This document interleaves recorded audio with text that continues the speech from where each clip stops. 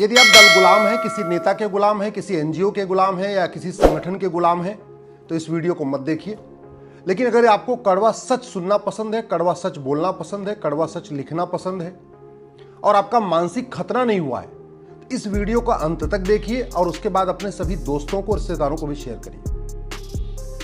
1947 से लेकर 2025 तक हजारों हिंदुओं ने पलायन किया। कश्मीर से पलायन किया, नागालैंड से पलायन किया, असम से पलायन किया, मेघालय से पलायन किया, मिजोरम से पलायन किया, मणिपुर से पलायन किया, अब बंगाल से पलायन कर रहे हैं। आज तक जितने हिंदुओं ने पलायन किया, स्वाभाविक सी बात है उनको पलायन करने के लिए मजबूर किया गया। तो जिन दंगाइयों ने हिंदुओं को पलायन करने के लिए मजबूर किया पिछले 75 साल या 80 साल में, उसमें से कितने दंगाइयों को फांसी हुई, कितने दंगाइयों को आजीवन कारावास हुआ, कितने दंगाइयों की 100% संपत्ति जब्त हुई और कितने दंगाइयों की नागरिकता खत्म हुई। एक बात सोचिए, इसको ईमानदारी से सोचिए। या 1990 में जो कश्मीर में नरसंहार हुआ था, उसमें से कितनों को फांसी हो गई, कितनों का आजीवन कारावास हुआ, कितनों की 100% प्रॉपर्टी जब्त हुई या कितनों की नागरिकता खत्म हुई। या 1984 में जो सिखों का नरसंहार हुआ था, उसमें से कितनों को फांसी हो गई, कितनों की नागरिकता खत्म हो गई। 1947 में जब देश का विभाजन हुआ, उसके बाद की बात मैं कर रहा हूं, 1947 की बात नहीं कर रहा हूं। एक बात और, भारत में हिंदू 80% है, फिर भी हिंदू पलायन करते हैं। Arab, Dubai, Kuwait, Bahrain, Abu Dhabi में कहीं 1% हिंदू हैं, कहीं 2% हिंदू हैं, कहीं 3% हिंदू हैं, मैक्सिमम 10% हिंदू हैं। वहां से हिंदुओं को पलायन क्यों नहीं करना पड़ता? सबसे ज्यादा हिंदूवादी नेता, अभिनेता, लेखक, बुद्धिजीवी, पत्रकार, कलमकार भारत में है, फिर भी हिंदू पलायन करते हैं। Arab, Dubai, Kuwait, Bahrain, Abu Dhabi में तो नहीं है, फिर वहां हिंदू सुरक्षित क्यों है? सबसे ज्यादा मठ मंदिर, सबसे ज्यादा धर्मशाला, सबसे ज्यादा गौशाला, सबसे ज्यादा गुरुकुल, सबसे ज्यादा यज्ञशाला भारत में है, फिर भी हिंदू पलायन करते हैं। Arab, Dubai, Kuwait, Bahrain, Abu Dhabi में तो नहीं है, फिर वहां हिंदू सुरक्षित क्यों है? सबसे ज्यादा आचार्य, सबसे ज्यादा शंकराचार्य, सबसे ज्यादा मंडलेश्वर, सबसे ज्यादा महामंडलेश्वर, सबसे ज्यादा कथावाचक, सबसे ज्यादा धर्मगुरु भारत में है, फिर भी हिंदू पलायन करते हैं। Arab, Dubai, Kuwait, Bahrain, Abu Dhabi में तो नहीं है। सबसे ज्यादा हिंदू सांसद, सबसे ज्यादा हिंदू विधायक, सबसे ज्यादा हिंदू पार्षद, सबसे ज्यादा हिंदू प्रधान भारत में है, इसके बाद भी हिंदू पलायन करते हैं। Arab, Dubai, Kuwait, Bahrain, Abu Dhabi में तो कोई एक भी हिंदू सांसद नहीं, एक भी हिंदू विधायक नहीं, एक भी हिंदू पार्षद नहीं, एक भी हिंदू प्रधान नहीं है। सबसे ज्यादा हिंदू कलेक्टर, कप्तान, जज, हवलदार, थानेदार भारत में है, फिर भी हिंदू पलायन करते हैं। Arab, Dubai, Kuwait, Abu Dhabi, Bahrain में तो नहीं है। सबसे ज्यादा हिंदूवादी संगठन, सबसे ज्यादा हिंदूवादी एनजीओ भी भारत में है। सबसे ज्यादा जय श्री राम भारत में बोला जाता है, फिर भी हिंदू पलायन करते हैं। सबसे ज्यादा भारत माता की जय हिंदुस्तान में बोला जाता है, फिर भी हिंदू पलायन करते हैं। Arab, Dubai, Kuwait, Bahrain, Abu Dhabi में तो नहीं बोला जाता, फिर भी वहां हिंदू सुरक्षित क्यों है? कभी आप इस पर सोचना। जानते हैं अंतर क्या है? क्योंकि भारत में राम की पूजा होती है और वहां राम नीति लागू है, और राम नीति का मतलब है भय बिन होय न प्रीत। हम भगवान कृष्ण की पूजा करते हैं, भगवान कृष्ण की कथा करते हैं, भागवत कथावाचक हैं, राम कथावाचक हैं, हमारे मठ महाबरे पास मठ मंदिर है, लेकिन यहाँ कृष्ण नीति लागू नहीं है। और Arab, Dubai, Kuwait, Bahrain, Abu Dhabi में कृष्ण नीति लागू है। कृष्ण नीति है सठे साठम समाचार। हम केवल बातें करते हैं लोहा लोहे को काटता है, लोहा लोहे को काटता है। हमने आज तक लोहा लोहे को काटता है इस सिद्धांत के अनुसार नियम कानून बनाया नहीं। वहां अबू धाबी, बहरीन, कुवैत में लोहा लोहे को काटता, इस सिद्धांत को उन्होंने बाकायदा अपनाया है, इसलिए वहां हिंदू सुरक्षित है। सबसे ज्यादा चिंतन बैठक भारत में होती है, सबसे ज्यादा मंथन भारत में होता है, सबसे ज्यादा सेमिनार भारत में होता है, सबसे ज्यादा मीडिया कॉन्क्लेव भारत में होता है, सबसे ज्यादा अखबार भारत में है, सबसे ज्यादा एडिटोरियल भारत में लिखा जाता है। इसके बाद भी हिंदू पलायन कर रहे हैं। Arab, Dubai, Kuwait, Bahrain, Abu Dhabi में तो ऐसा कुछ भी नहीं है, फिर भी वहां हिंदू आराम से सुरक्षित है। भगवान राम की भूमि भारत है, भगवान कृष्ण की भूमि भारत है, भगवान बुद्ध की भूमि भारत है, भगवान महावीर की भूमि भारत है, छत्रपति शिवाजी महाराज ने यहाँ जन्म लिया, गुरु गोविंद सिंह जी ने यहाँ जन्म लिया, 24 तीर्थंकरों ने यहीं जन्म लिया, 10 गुरुओं ने यहीं जन्म लिया, भगवान विष्णु के सारे अवतार यहीं पे हुए।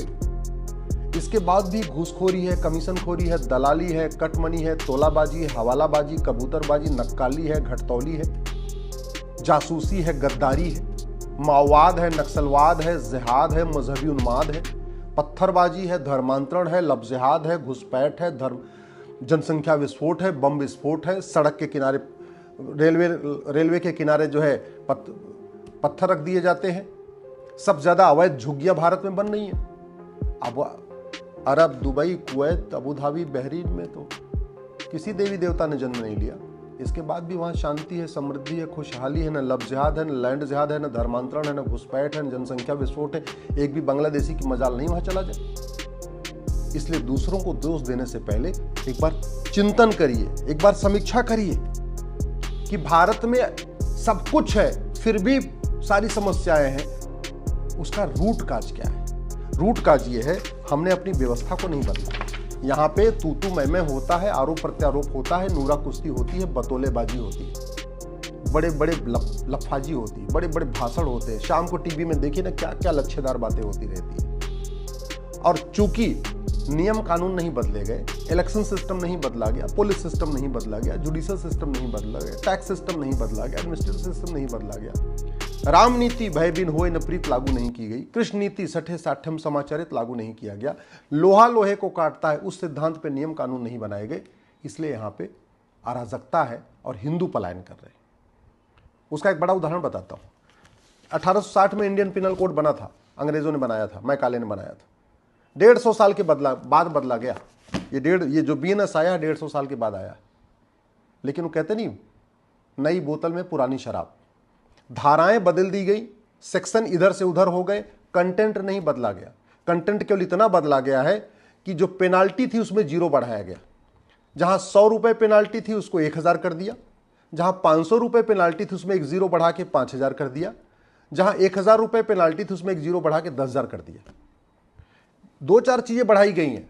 ऑर्गेनाइज क्राइम इसमें डिक्लेयर कर दिया गया, कुछ चीजें और बढ़ाई गई। लेकिन आज भी ये कानून वर्ल्ड लेवल का नहीं है, विश्व स्तर का कानून नहीं है। आज भी ये भारतीय न्याय संहिता अमेरिका के फेडरल पिनल कोड के टक्कर की नहीं है।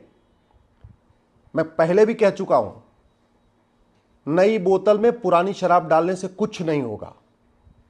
कानून बनाने की कोई लागत नहीं आती, और कानून बनाने से, कानून बदलने से शांति आती है, समृद्धि आती है। कितनी भी बड़ी अच्छी अच्छी बातें कर लीजिए, कितने भी भाषण दीजिए, कितने भी सेमिनार कर लीजिए, कितने भी चिंतन बैठक कर लीजिए, कितना भी मंथन कर लीजिए, कितने भी कॉन्क्लेव कर लीजिए, कितना भी नैरेटिव वार गढ़ने की कोशिश कर लीजिए, कुछ नहीं होगा जब तक नियम कानून नहीं बदलेगा। और मैं पूरी गारंटी के साथ कहता हूं, इस अमेरिका के फेडरल पिनल कोड को कॉपी पेस्ट मार के भारत में लागू कर दीजिए। इस अमेरिका, कोई दिमाग नहीं लगाना, बस मेरे कॉपी पेस्ट मारिए। इस भारत की जो भारतीय दंड संहिता है, इसकी बजाय आप ये जो भारतीय न्याय संहिता है, इसकी बजाय आप अमेरिका का फेडरल पिनल कोड को कॉपी पेस्ट मार के लागू कर दीजिए। देखिए आपको चमत्कार दिखाई पड़ेगा। क्योंकि कानून बदल गया, अंग्रेजों वाला IPC गया, नया भारतीय न्याय संहिता आया, कानून का खौफ नहीं पैदा हुआ। इसमें खौफनाक कोई चीज है ही नहीं है, खौफ पैदा करने वाली कोई चीज इसमें है ही नहीं है। इसीलिए यहां पलायन हो रहा है, इसीलिए यहां पे कानून नया आ गया, कोई फर्क नहीं पड़ा, नई बोतल में पुरानी शराब जैसा हो चुका है। आप अगर भारत को सुरक्षित बनाना चाहते हैं तो सबसे पहले भारत में 1 नेशन 1 पिनल कोड लागू करिए। और पिनल कोड लागू करते समय पहले देखिए कि अमेरिका में क्या चल रहा है, किस अपराध में अमेरिका में कितनी सजा है, किस अपराध में सिंगापुर में कितनी सजा है, किस अपराध में चीन में कितनी सजा है। चीन में भ्रष्टाचारियों को फांसी दी जाती है, सिंगापुर में ड्रग स्मगलर को फांसी दी जाती है, नशा तस्करों को। अमेरिका में भ्रष्टाचारियों को फांसी देने का प्रावधान है, अमेरिका में आतंकवादियों को फांसी देने का प्रावधान है। एक बार देखिए तो जरा कि क्या क्या जापान में क्या क्या व्यवस्था है। हमने क्या किया, इस भारतीय न्याय संहिता को भारत में बैठे बैठे, कमरे के अंदर बैठे बैठे बना दिया। हमने कभी देखा ही नहीं कि अमेरिका में क्या चल रहा है, रूस में क्या चल रहा है, फ्रांस में क्या चल रहा है, सिंगापुर में क्या चल रहा है, जापान में क्या चल रहा है, दुबई में क्या चल रहा है, अरब में क्या चल रहा है। लोहा लोहे को काटता है, उस सिद्धांत पे हमने अपनी नया कानून नहीं बनाया। सठे साठ्यम समाचरित भयबिन होए न प्रीत, उस सिद्धांत को लागू करते हुए अपना कानून नहीं बनाया। नतीजा है कानून आ गया, अराजकता में कोई कमी नहीं आ रही, कोई खौफ नहीं पैदा हो रहा है। अभी भी सड़क पे हुड़दंग हो रहा है, अभी भी सड़क लोग जाम कर ले रहे हैं, अभी भी लोग बस जला देते, कोई खौफ नहीं है। भारत को बचाना है तो सबसे पहले झूठ को गंभीर अपराध घोषित करिए, और झूठ पकड़ने के लिए नार्को पॉलीग्राफ ब्रेन मैपिंग कानून बनाइए।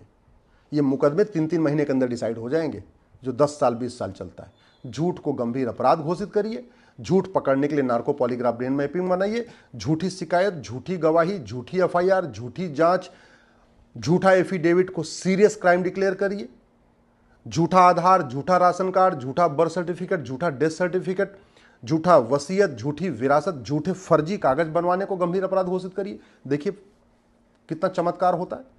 भय बिन होय न प्रीत सिद्धांत लागू हो जाएगा, फटाफट कानून का खौफ पैदा होगा।